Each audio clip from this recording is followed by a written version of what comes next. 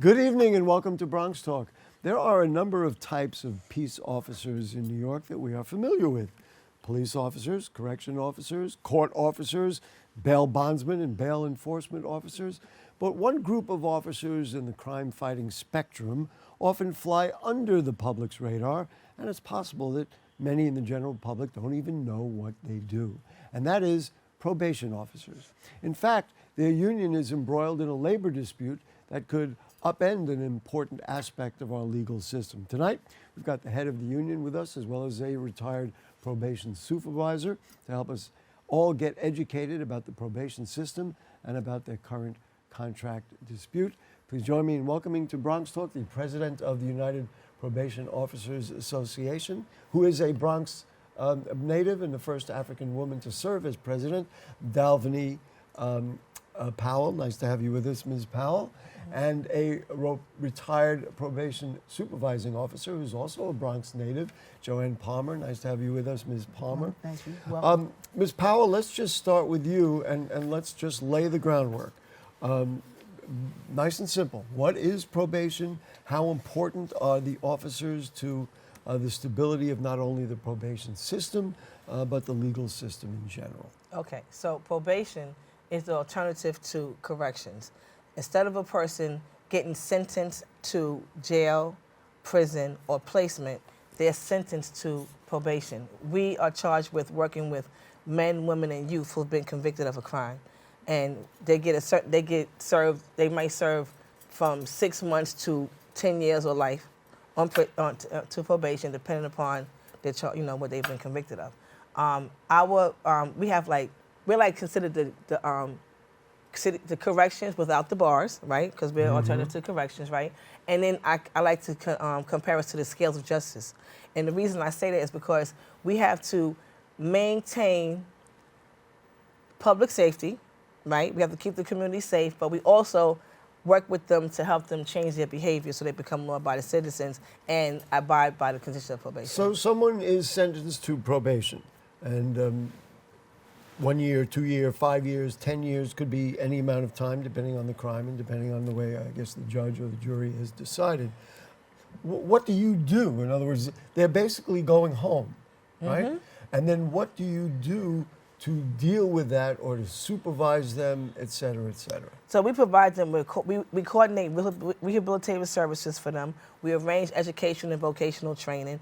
And what we do is, we don't tell them what they need. We make them a part of the process. We create supervision plans with them and help them coordinate with services, and we hold them accountable at the same time. So while they remain in the community, right, to get the services that they need, we give them what they need based on who they are as an individual. It's not a one-size-fits-all. We believe in dealing with the individual. And do you visit them like every day or call them on the phone? Hey, how are you today? Yeah. So literally every day? Not every day. It depends on. It depends on who it is. Depends on the nature of their offense, right? Because we have specialized units like sex offender units, domestic violence unit. It depends on what the criteria is for those particular units, right? And then family court might be a little different than adult, but overall, probation is probation. So yeah, we go make home visits, we go to the schools, we go to the jobs, we have them come to the office. And adult services, we do consent to searches because there's an area of their conditions of probation. Let me explain that. Conditions of probation, you can't hear me saying that, is a contractual agreement, so to speak, between the probationer and the courts. So we have to make sure that they comply with those conditions of probation. So then in addition to that, we do consent to searches. Does this get into, of course, bail reform happened and many people are concerned about recidivism. Is this the kind of thing that people will say, well, wait a minute, they're on probation and then they go out and commit another crime? Do you find that it's not successful sometimes and that sometimes... things happen. Nothing is 100% proof, but I think overall we're very successful because the clientele that we deal with, they value their freedom. So they're going to be more cooperative with us because they want to remain free, right? So we tend to have a pretty good record. I'm not going to say we're perfect. Nobody's perfect. So in other words, if somebody crosses the line, they got, quote unquote, a better deal, but now they're going to have a really hard time. Now, if somebody's not complying, we say that crosses the line. If somebody's not complying with their probation, First of all, we're not punitive, and it depends on the non-compliance, right? So there's levels of sanctions that we might impose depending on what that non-compliance may be. Now, if somebody goes out and kills somebody, then yeah, we have to refer that case back to court. It goes back to court. We got back to court, but we're going to do everything we can to readjust the supervision plan to keep them from going to jail. Ms. Palmer, as a supervising officer, what are the challenges? In other words, you've got to look at a number of officers. What are there, like 800? A little under 800 officers. You've got to look at them. What are the challenges to doing that to make sure that with all the people on probation, they're all kind of being monitored, et cetera, et cetera? Well, you make assessments. Each case you have to handle individually because you want to engage the probationer, and you try to establish what are their needs. You know, they may need to go to school, they need a training program, they may need mental health services. You have to assess because it's not one size fit all, like the president of the union stated. You assess and then you talk to them and you look and you see what services they may need within the community. More difficult now than in the past, you think? And I realize you've been retired for half a dozen years, so you may not be right. Maybe I should ask her that.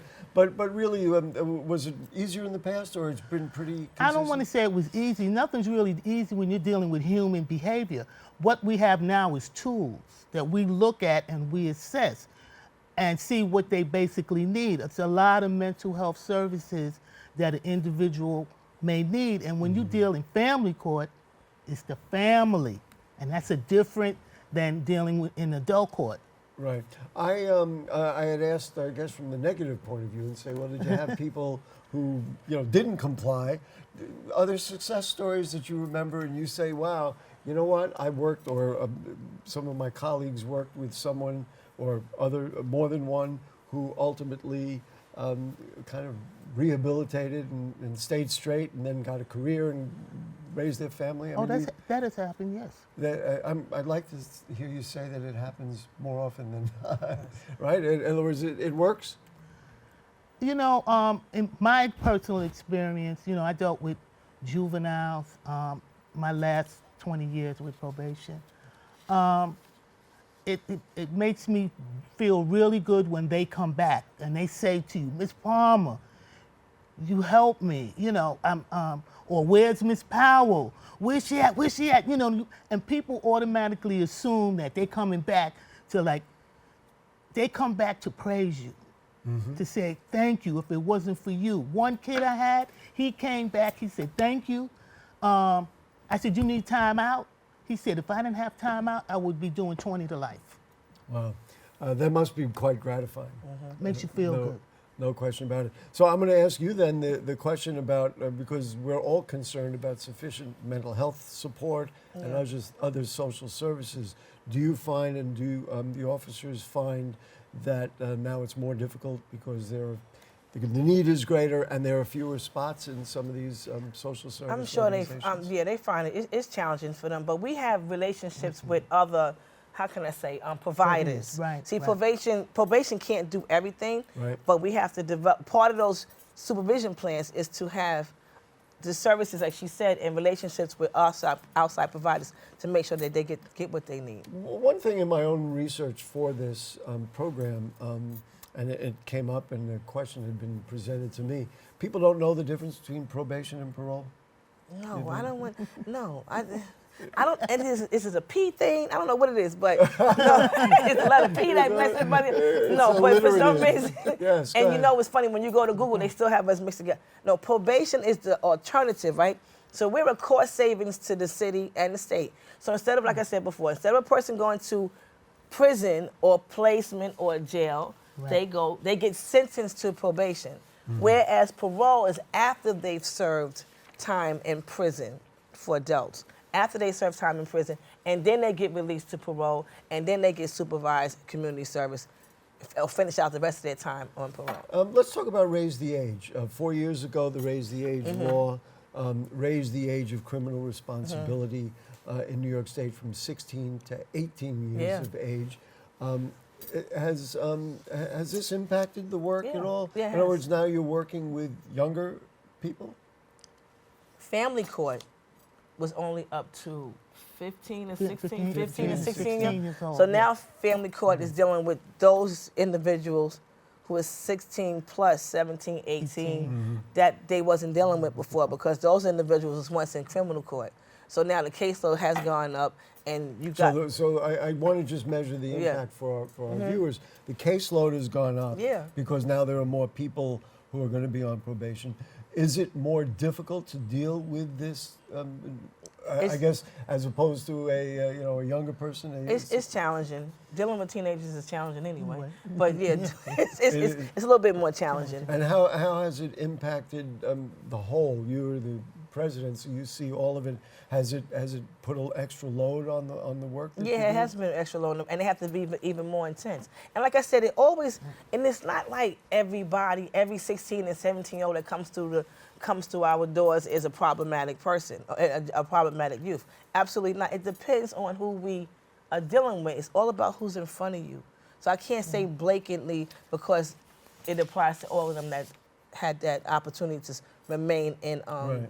You know, I don't want Family to, and I'll ask you both about this case, and maybe it's not relevant, but just the other day, they arrested a 14-year-old boy, I'll call him a boy, in the beating of an autistic boy on Yeah. the subway.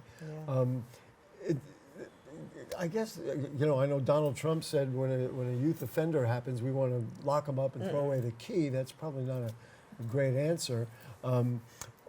Is that the kind of person? He's 14 years old. Maybe they, had a bad life or whatever reason. There was a racial. It's alleged that there was a racial component to it. Is that the kind of person that ultimately gets probation and gets remanded to family court that you folks have to deal with? That's based on the assessments too that we do, right? The Yes, assessment yes, that you we do, do. or the assessment that a judge and a In court family does? court, we do on the front end of that. We right? do what we call INRs, investigation and report, and we submit to the court what we find, the family history, the legal history, and the court ultimately decides from the probation report what plea the kid is going to take. And- So now you know the work here. Let's just say this is, and we're really not going to suppose anything or prejudge the criminal justice system. That'll run its own course. But let's say a youngster like that who's done something really bad. I mean, this was just a horrible thing. They dragged the kid, an autistic boy, off the train and they beat him up. And it's just, you can't, there's no words to describe how bad it is. Let's say that young man is sent to probation. What do you do? You have to assess them. You have to assess because So you go visit it's the home? Yes, you go visit, make home visits, school visits. We have a myriad of programs that this kid could be in to help him to maintain in the community. And how many cases does a probation officer have? And are they overburdened now? Yeah, they're overburdened now because it's hard for us to And retain. we already talked about more of them. Yeah, but it's hard for us to retain officers because of the salaries, right? So they We're come, gonna talk about that which we're in going a to talk second. about. I figured Yeah. you was. But it's hard for us to retain the officers. So yeah, it's a burden. And what else can I tell you? Yeah, the caseloads have increased. And to piggyback off what Ms. Palmer was saying, one thing that we also do for a youth like that is have them, we'll do an assessment, but we'll send them someplace to be professionally assessed to determine the mental health. But then you can't- will follow up that right, assessment. right. So we have to definitely send them to set up an appointment. And then when we do that, we don't just do the child, we do the family too, because you can't deal It's with all a child. connected. Right, you Right. can't do a child out. And even an adult, we've learned, we know that we can't, we've always done that. Yeah, right. We've never left their circle of care out because you have to think about it. They have to go back to those environments. So we want to make sure that everybody is somewhat on the same page. And sometimes we even get services, and we have services in place for the parents. We have parent supports at probation. I'm telling you, it's an amazing place to work at. It is amazing, and I will tell you, and I hope our viewers are getting the same sense that I am. There's a whole world here that I think none of us know about, and we just kind of assume, oh, okay, they got probation, and And it then flies over it's the off head. the Yeah, newspaper. right. And it's you know, it's kind of out there. Now, the demographic makeup, now we have two African-American, Bronx African-American women here, which gives us all some joy. But the demographic makeup of probation officers have changed. In the old days, as I understand, it was mostly white men, and I guess organically it kind of changed. And I'll tell you, now we're going to get into this financial thing, this money thing. There are pay inequities. Do you suspect, and you can each weigh in if you'd like, do you suspect that the pay inequities are, number one, a misunderstanding of what it is that you do and how important it is, but also a racial systemic component to this, that all of a sudden it's, you know, women of color who are largely doing this work, and all of a sudden they would say, well, we don't have to pay them as much. It breaks my heart to even think, but are you willing to say that? Is that too far? What do you think? Yeah, I think you summed it up. And it breaks your heart. It makes me. I really was hoping that wasn't the case. It breaks your heart. It makes me, and I cry all the time because when I became the president, I did an assessment of our salaries, and I found out that first of all, the city considers us civilians, which is mind-boggling to me because how could we be the alternative to corrections without the bars? Right. It could be considered And civilians. so they're not uniformed officers? No. And you would like them to be uniformed? I would like this to be considered uniform. Did you think Go that close. would have helped when you were? Yes. I think that would have Yes. helped, but Me yeah. too. So then, Because you get a sense of respect from the people. You and will ring be the bell, valued more. They know who you right, are. right, and it will be valued more. So because we're under the civilian category, there's this range of salaries that the city has in place for the particular titles. We have some of I want to put some of the numbers up on the sure. screen and we can take a look at that. So probation officers, and this is what we pulled off the city's website, the starting salary is $45,934. After 11 years, it goes up to $57,885. Now for correction officers, the starting salary is similar. After 3.5 years, it's up to $62,000, and then after 5.5 years, it's up to $85,000. Is it an unfair comparison to look at, though? I know you wrote an op-ed piece in the Daily News about it. Is there a comparison between what you do in correction officers? Listen, stationed in Rikers is a pretty tough job. No, they have it. Listen, first of all, let me just say this. There's an anatomy of the criminal justice system, and everybody has a role. We're not trying to be NYPD, and we're not trying to be corrections or no other law enforcement. All of us have a role to play, right? NYPD does their job, corrections do their job. We have a responsibility, parole, and so forth, and the courts and the judges. So, but when it comes to, and everybody's going to be that proud mama to say their family is always doing more than the others. So let's make that clear. But we are definitely doing it all for us. We do the law enforcement component, and then we have to do the so-called, what they call the tools of the, we got these tools that we use to change the behavior. So, and then we have to have, but then we're the ones that have to have the college degrees. We have to come in here with a college degree. We can't come in here nothing. And the correction officers don't? No, they don't have to have 4 years. We have to have 4-year college degrees. All right, so we have because you have to do an assessment of the families and understand a much because of that deeper piece, level of what's going on. We got to get deep into the trauma. We have to get real deep into the work I do. I've never been a correction officer. I've never been a police officer or a sheriff. I don't know what they do, but I know what we do. And what's required of us is we're the scales. So now sure. you had a rally just a couple of days great. ago. Yeah. We can show some photos of that. Yeah. Who was involved? One of the things that occurred to me in talking about the changing demographic, going from white males to largely, I mean, you can do the numbers, largely women of color. In the city council right now, there is a new majority of women. There's the new majority NYC. We actually did a show about that just a couple of weeks ago. Are you going? Do you need support there? And have you found a more open, willing ear to listen to what you're saying because of that, or is there still things to go to make that? There's still. I'm in the process of trying to work to develop relationships with the Women's Caucus and city council.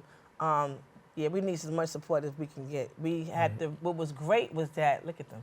What was great was that we had Gloria Middleton from 1180 CWA. Actually, they're the reason why we have this case is because they set it off. And then we have Beverly Newfield from Power Her. So to have them in our corner is like amazing. But this is budget time, and I would think that now, if you're going to talk about raising the pay, or at least, now is there a cost to the uniform thing other than paying for uniforms, which is not that much? I'm assuming there is a cost. Yeah. What are the prospects for it? I mean, I realize you've got some advocates working with you. How are we going to move this forward so that you get? We just got to keep putting on the pressure. We got to stay in the public's eye, and we got to keep talking to the ones that we feel is going to get us to where we need to be. I feel good about it. I feel good that we got a mayor that, from what I see, he gets it, and I'm looking to work with him and his administration. We have a new commissioner that I'm looking to. That was going to be my next question. Yeah. So the mayor did appoint a commissioner. We'll pull up her name. She is now the new commissioner of probation. Is that a good step forward? So now that there's somebody who reports right to the mayor, is supervising the supervisors. Is that a good thing? I'm going into this with an open mind. I'm hoping it's a good thing, and I believe it's going to be a good thing, especially from the background that she has. I believe that we're going to Commissioner Holmes, Juanita Holmes. Yeah, I'm looking forward to partnering with her. And have you had a chance to meet with her yet? I put in my request, but right now she has to feel her way around. She got to meet with her people, and I know she'll get to me. And when we do, we're gonna have really good conversation. I think the appointment is important because these kinds of issues that do come up, it's nice to have somebody who has the ear of the mayor without you having to knock on the door and say, "Hey, Mr. Mayor, this is what." Something else that you do, which I told you before the show, very personally fond of, this whole idea of it takes a village, and that and this I thought was fascinating, and folks should take a look at this. So you've started kind of like a creative arts program. Yeah, a long time ago. And so what is this? So, which we're taking a look at. Yeah. So I had this vision when I was a supervisor. That's in family court at 215 family court on the 5th floor conference room. Right. And we had this group that worked with us ex-mental. And I had this vision, this is my vision, of a young male and a young female who live in our hood. Yes. And this journey, it's all about the journey that they take. And in our days, when we was all growing up, there was a family type setting where you had everybody in the neighborhood that knew who you was, knew what you did, and then we kept each other. The parents kept us in check, right? So and then this is the old style night shift. Yeah. So real quick, to make a long story short, kids used to go outside and play. You see them playing hopscotch. Boys used to play skells. It was a community thing, right? So then you show the journey, and at the end of this journey, you show this young man, the young lady becomes a judge, and the young man becomes a responsible father, taking away the stereotypes. And so that's what those murals were created by? They were created, it was my vision, but we had ex-mental work with the kids that's on probation every Saturday. Yes. Every Saturday they came in and they worked. They did that. And they did that, yeah. Ms. Palmer, I've got to ask you, is this the kind of thing, because there's a lot of people who will say, you know what, that's just baloney. These kids committed a crime. No. Let's deal with the crime and all that. Is that the kind of thing that actually helps a probation officer get to the bottom line and get to people and make Yes, it does, because they came in on Saturday morning early. Okay, they was waiting outside for us to let them in the building. When you see a kid really going at something, have a project, and you see the intensity that they have, it makes you feel good, and you can branch out and let other kids that see what's going on, because these kids are very articulate. Yep. Very. Well, they're streetwise, we could put it that way. I was smiling while you said that, because it's just so simple to me that, a kid has a gun or does something irresponsible just because they're a young teenager with the opportunity to do something like that. Nobody's ever sat down with them and say, hey, right. Yes. play Little League, Yeah. And so are you doing more of that now? Let me tell you, we've always done that. Yeah. Probation is a second chance agency. It's about giving people, whether they're a child or an adult, it's about developing relationships, tapping into their skill sets, and developing their skill sets, right?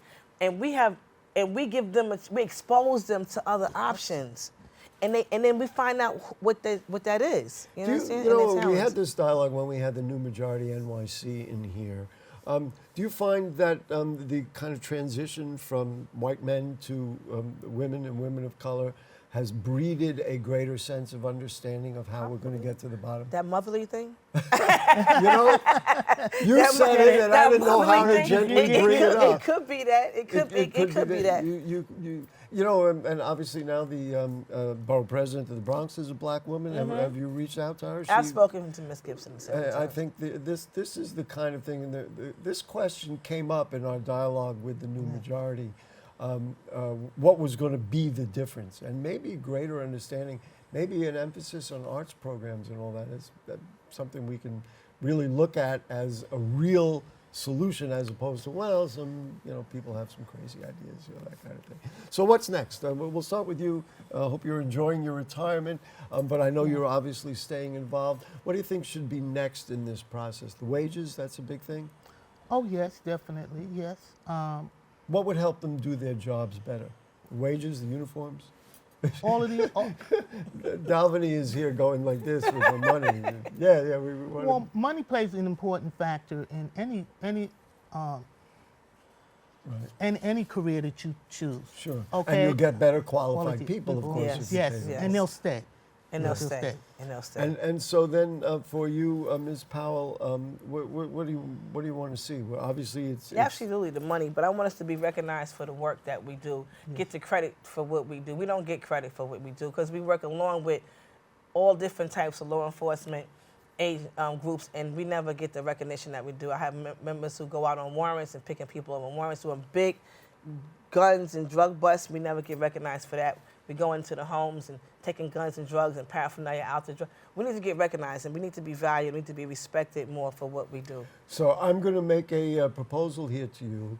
The next time you come, can we bring somebody who had been on probation and tell us the story of how they rehabbed their lives? I would love to do that. Thank you so That would much. be great. This Dalvanie Powell, the president of the UPOA, thank you so much.